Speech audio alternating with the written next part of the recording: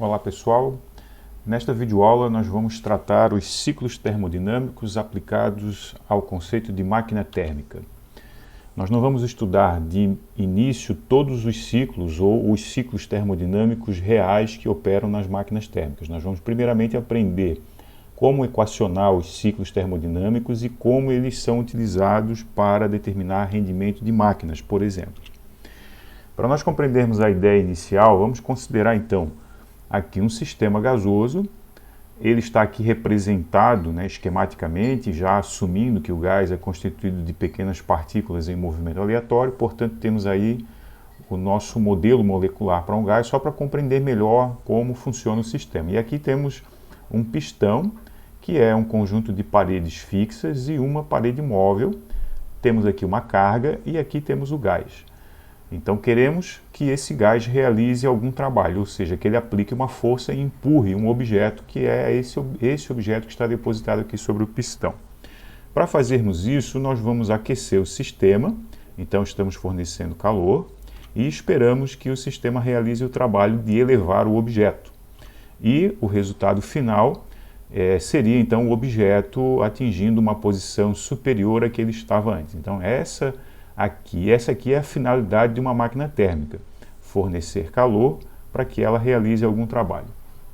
Contudo, no momento em que esse objeto atinge a posição mais alta, poderíamos imaginar que isso aqui é um elevador de carga e alguém então vai retirar essa carga daqui de cima e espera-se que a operação possa ser repetida novamente, ou seja, não tem nenhuma utilidade, ou pelo menos essa máquina não é tão útil se ela não puder realizar essa tarefa novamente, se ela operar uma única vez, portanto. Então o que é que nós queremos? Nós queremos que essa máquina realize essa tarefa continuamente, ou seja, ela vai ter que operar, portanto, em ciclos, ela vai ter que ser devolvida para o seu estado inicial para poder elevar uma nova carga. Então toda máquina térmica, ela precisa, após realizar a operação, ela precisa ser colocada no seu estado inicial novamente. Então, para fazer isso, nós vamos empurrar o êmbolo de volta para a posição inicial. Não necessariamente precisa haver uma carga aqui em cima para isso, E agora nós estaríamos, então, colocando energia na máquina na forma de trabalho. Nós temos que empurrar o êmbolo de volta. Então, estamos realizando trabalho sobre o sistema nessa etapa do processo. Para facilitar essa operação, a gente pode esfriar o sistema, porque ao retirar energia, a pressão vai diminuir e nós vamos ter mais facilidade de devolver o êmbolo para a posição inicial. Então perceba que ao realizarmos trabalho sobre a máquina, também é interessante remover calor dela, do sistema, para que a gente possa realizar essa operação mais facilmente. Então, ao fazermos isso, devolvemos a máquina para o seu estado inicial e aí ela pode novamente operar, elevando cargas para uma posição mais elevada. Então nós temos numa etapa do ciclo a máquina recebendo calor e realizando trabalho. O volume, portanto, aumenta, indicando que a máquina está empurrando alguma coisa.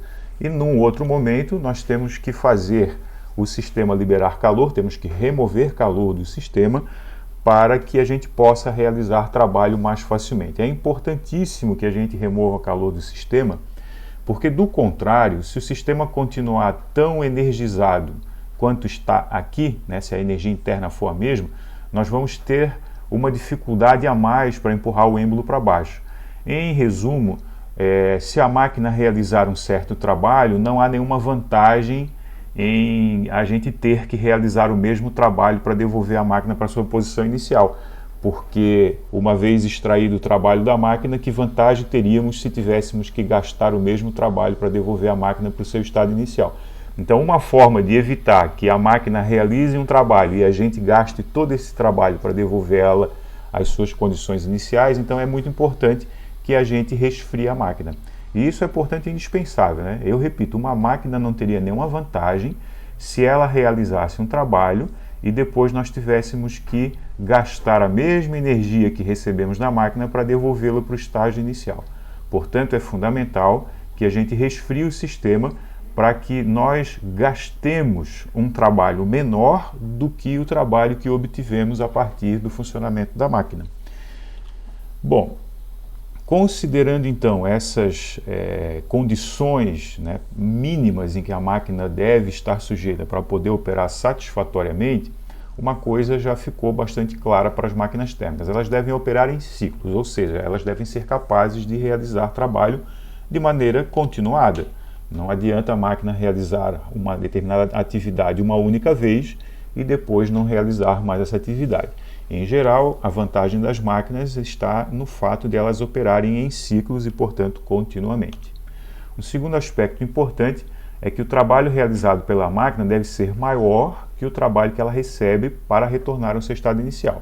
Como falei há pouco, não haveria nenhuma vantagem nós obtermos uma certa energia na forma de trabalho e depois gastarmos toda essa energia de volta para colocarmos a máquina no seu estado inicial. Então é fundamental que nós resfriemos o sistema para poder trazê-lo de volta ao estado inicial com maior facilidade.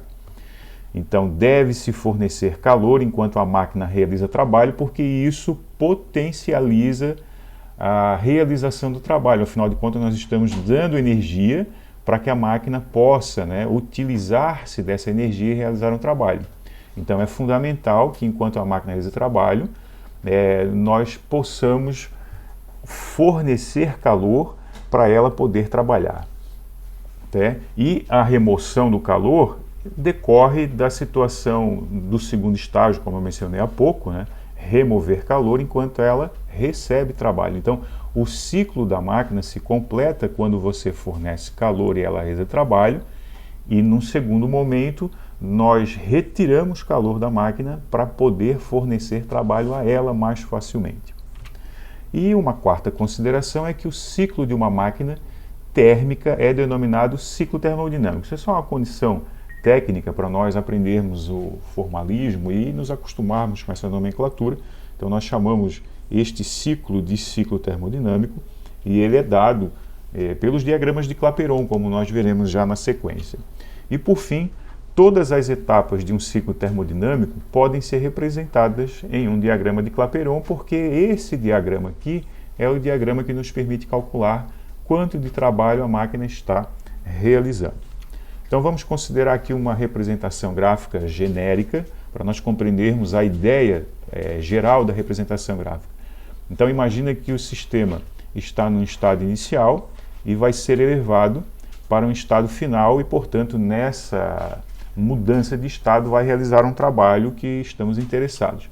Então estou genericamente representando essa transformação por essa linha aqui, lembrando que existem várias formas de o sistema sair do estado inicial para o estado final. A melhor forma de se fazer isso, aí historicamente nós vamos ver que os engenheiros, em especial franceses, alemães e ingleses, vão discutir, né, vão tentar buscar qual é a melhor forma de levar uma máquina de um estado inicial para um estado final, de maneira a obter o melhor rendimento possível dessa máquina. Então, genericamente, podemos imaginar que o sistema está saindo de um estado inicial para um estado final e realizando uma certa quantidade de trabalho. Nesse processo, como vimos, nós vamos fornecer calor para potencializar a realização de trabalho da máquina. Depois, nós temos que trazer a máquina de volta para o seu estado inicial. Então, de uma forma genérica e generalizada, poderíamos imaginar que essa é a maneira de trazer a máquina para o seu estado inicial novamente.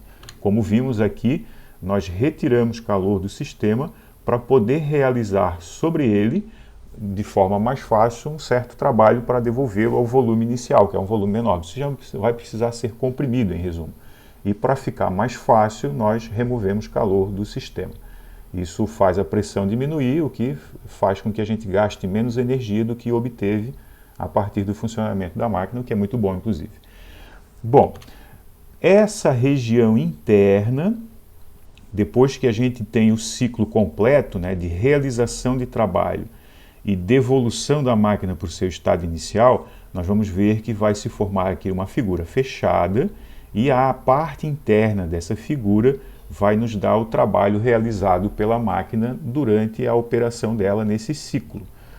Como fica a primeira lei da termodinâmica para esse sistema? Tem uma particularidade muito importante que, para todas as máquinas, inclusive, né, se elas saem de um determinado estado, realizam um trabalho e retornam a esse estado inicial durante um ciclo, a variação de energia interna da máquina é nula, porque se você está tirando o sistema de um certo estado e depois devolve ele para o mesmo estado em que ele estava, a variação de energia vai ser nula, porque as energias inicial e final vão coincidir. E aí a primeira lei da termodinâmica, aplicada a uma máquina térmica que opera em ciclos, quando nós substituímos aqui a variação de energia por zero, nós vamos chegar à conclusão de que o calor é igual ao trabalho quando uma máquina opera em ciclos. Mas o que significa o calor ser igual ao trabalho?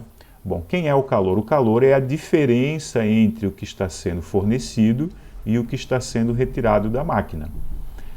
E o que é o trabalho? É a diferença entre o trabalho que a máquina realiza e o trabalho que ela recebe para ser devolvida para o seu estado inicial. Então veja que aqui nós temos o trabalho líquido e aqui nós temos o calor líquido, o saldo de calor que a máquina recebeu menos o que nós tivemos que retirar dela depois.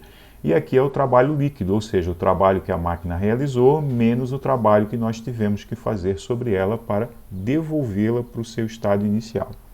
Então, na primeira lei da termodinâmica aparece calor e trabalho, e esse calor é o saldo do calor fornecido menos o calor retirado, e esse trabalho que está aqui é o saldo do trabalho realizado menos o trabalho que foi feito sobre a máquina, o trabalho recebido por ela, portanto. Então tem que se tomar um certo cuidado, porque essa simbologia aqui ela é mais simplificada, e para as máquinas isso tem um significado, como estamos vendo aqui, né?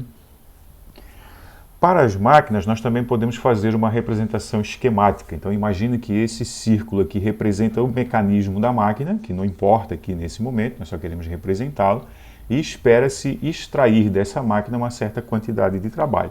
Para que isso possa ocorrer, nós temos que fornecer calor para a máquina, ou seja, deve haver uma fonte quente disponível. Se nós imaginarmos uma locomotiva, por exemplo, a fonte quente é a queima do carvão ou da lenha, da madeira na fornalha do mecanismo da máquina. Então, fornecendo calor a partir de uma fonte quente, porque são as fontes que podem fornecer calor, as fontes quentes, né? Nós esperamos que a máquina realize algum trabalho. E como vimos, de toda a máquina precisa se extrair um pouco de calor, porque senão você não consegue fazer ela operar em ciclos. Você não consegue fazer com que ela opere em ciclos entregando mais trabalho do que recebendo. Então é indispensável que as máquinas rejeitem um pouco de calor para alguma fonte fria. Então toda máquina térmica opera entre uma fonte quente e uma fonte fria. No caso de uma locomotiva, a fonte quente é o calor gerado pela fornalha e a fonte fria é a atmosfera. A atmosfera está a uma temperatura de, sei lá, ambiente, 20, 30 graus Celsius, e a temperatura dentro da fornalha, com certeza, é muito maior, né? Então, aí temos a máquina recebendo calor, realizando o trabalho, e extraímos dessa máquina uma certa quantidade de calor para que ela possa ser devolvida para o seu estado inicial, sem que a gente tenha que entregar mais trabalho do que foi possível obter a partir do funcionamento da máquina. Bom, vamos considerar então agora alguns valores numéricos para compreender isso daqui. Imagina que uma fonte quente forneça para uma máquina 100 joules de energia térmica. E desses 100 joules a máquina consiga transformar dos 100, 40 joules na forma de trabalho. Evidentemente, 60 joules é o que nós teremos que remover da máquina para poder devolvê-la para o seu estado inicial. Por que esses números fazem sentido para uma máquina térmica? Porque nós temos um princípio geral em toda a física que chamamos de conservação de energia. Se você fornece 100 joules de energia para um sistema, dele você pode extrair 100 joules da mesma maneira que foi entregue. Então, se foram extraídos 40 joules na forma de trabalho, evidentemente você deve retirar da máquina 60 joules na forma de calor. Por quê? Porque o que foi entregue, 100 joules, tem que ser igual àquilo que foi extraído da máquina. 40 na forma de trabalho e 60 na forma de calor. Então perceba que isso aqui é uma equação de conservação de energia. Se nós colocarmos isso aqui em símbolos matemáticos, nós temos que o calor fornecido é igual ao trabalho realizado mais o calor retirado da máquina. Então essa aqui é uma equação de conservação de energia para qualquer máquina térmica. O calor fornecido é transformado em trabalho e um pouco é rejeitado para a fonte fria. A primeira lei da termodinâmica, como já vimos, né? Num ciclo o ΔU é nulo, porque a máquina retorna para o seu estado inicial e, portanto, as energias serão iguais. Daí tiramos que o calor é igual ao trabalho, e se nós considerarmos agora que o calor fornecido é igual à soma do trabalho mais o calor rejeitado, como vimos há pouco, nós podemos escrever, então, que o trabalho é a diferença entre o calor fornecido e o calor rejeitado, como podemos ver aqui. A diferença entre o que foi fornecido, que é 100 joules, e o que foi rejeitado ou retirado da máquina é os 40 joules de trabalho que a máquina realizou. Então, isso aqui é uma equação também que pode ser pensada em termos das máquinas térmicas. E lembrando que esse calor que aparece aqui na equação da primeira lei é essa diferença aqui, né? A diferença entre o calor recebido e o calor rejeitado é o calor líquido que está sendo utilizado pela máquina. E podemos falar em rendimento. Veja, nós temos aqui 40 joules convertidos em trabalho de 100 joules que foram dados para a máquina. Então, isso equivale a 40% de rendimento. Nós dizemos que essa máquina é capaz de converter 40 joules de cada 100 joules que são entregues para a máquina na forma de calor. Isso é um rendimento de 40%. Matematicamente, nós podemos escrever como sendo o rendimento dado por trabalho sobre o calor recebido. Ou seja, 40 dividido por 100, 40%. E essa equação, nós podemos, no lugar do trabalho, colocar a diferença entre o calor recebido e o calor rejeitado aqui na parte de cima, e isso aqui resulta numa expressão que é 1 menos Q2 sobre Q1. Então temos duas equações possíveis para o rendimento de uma máquina. Em resumo, as equações que nós temos para uma máquina térmica é a equação da conservação de energia, o calor que entra é igual ao trabalho mais o calor que sai da máquina. O rendimento é o trabalho realizado dividido pela energia recebida para realizá-lo, e aí nós temos aí W sobre Q1, que seriam as expressões matemáticas, e a expressão para o rendimento também pode ser colocada nesse outro formato aqui. E aí o uso vai depender de como o problema ou os problemas estão montados. Então vamos ver agora um exemplo de uso dessas equações para uma máquina térmica. Então, uma máquina térmica recebe a cada ciclo 300 joules de energia na forma de calor, realizando assim um trabalho de 90 joules. Então nós temos duas informações. Nós temos o calor recebido, 300 joules, e o trabalho realizado pela máquina, 90 joules. Determine a quantidade de calor não aproveitada pela máquina, ou seja, a quantidade de calor rejeitada para a fonte fria, que é U, então Q2. Nós vamos aplicar a equação da conservação de energia para a máquina, substituindo calor recebido Q1, 300 joules, trabalho realizado pela máquina W, 90 joules, e Q2 é o calor rejeitado ou calor não aproveitado. Então, quando resolvemos isso aqui, né, jogamos o termo de 90 joules para o lado esquerdo da expressão, trocando o sinal do mesmo, isso vai nos dar que o calor rejeitado pela máquina é 210 joules. Então, a máquina recebe 300, gasta 90 para realizar um trabalho e remove-se dela 210 joules para poder devolvê-la para o seu estado inicial. Quanto é o rendimento da máquina? Vamos aplicar a equação do rendimento, que é o trabalho realizado dividido pelo calor recebido. Se essa máquina realizou 90 joules e recebeu para isso 300 joules na forma de calor, quando dividimos esses dois números dá 0,3, e isso significa 30% de rendimento. Nós poderíamos aplicar também essa equação aqui, e aí trataríamos com o calor rejeitado e o calor recebido pela máquina. Montando, o calor rejeitado foi calculado por nós, deu 210 joules, e o calor recebido do enunciado, né, está o valor lá em cima no enunciado, 300 joules. Dividindo esses dois números dá 0,7.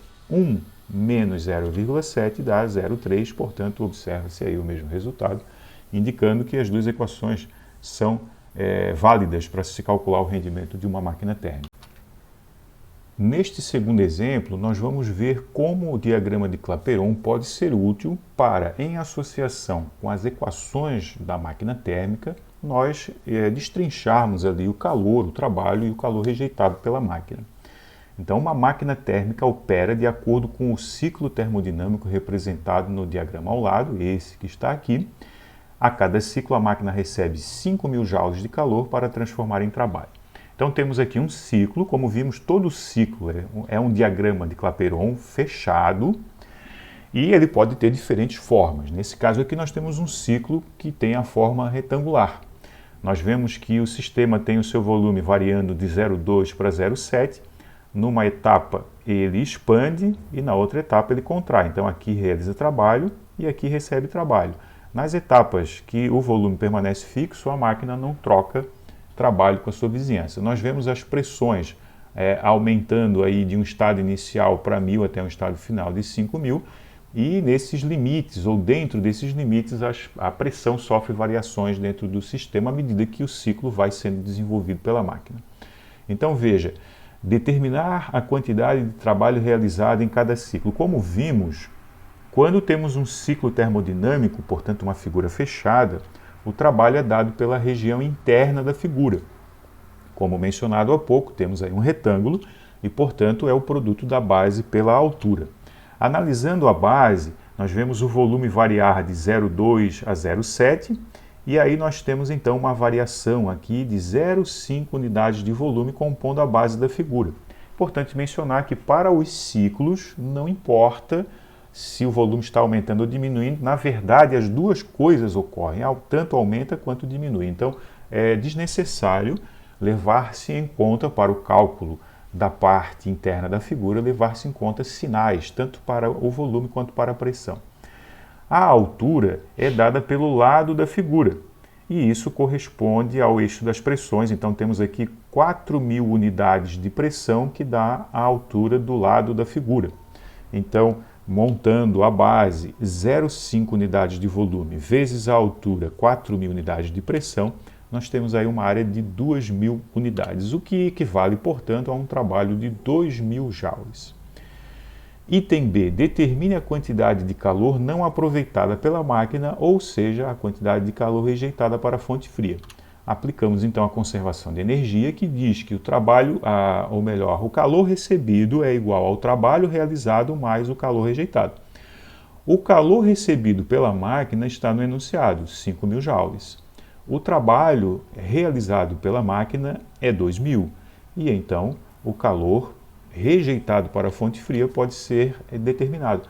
Montando os valores ou colocando os valores na equação, temos essa expressão, passamos o trabalho subtraindo o calor recebido, e aí nós temos 5.000 menos 2.000, isso aqui é a quantidade de calor que a máquina não é capaz de converter em trabalho. E por fim, calcular o rendimento da máquina. Então nós temos a equação para o rendimento, a mais simples, né? Diz que a razão entre o trabalho realizado e o calor recebido dá o rendimento da máquina. Temos um trabalho de 2.000 e temos um calor recebido de 5.000 joules. Dividindo isso dá 0,4, que corresponde a um rendimento percentual de 40%. Bom, com isso então chegamos ao fim dessa videoaula e mais dicas ou sugestões para a solução de problemas serão informadas na videoaula correspondente aos exemplos resolvidos. Até mais!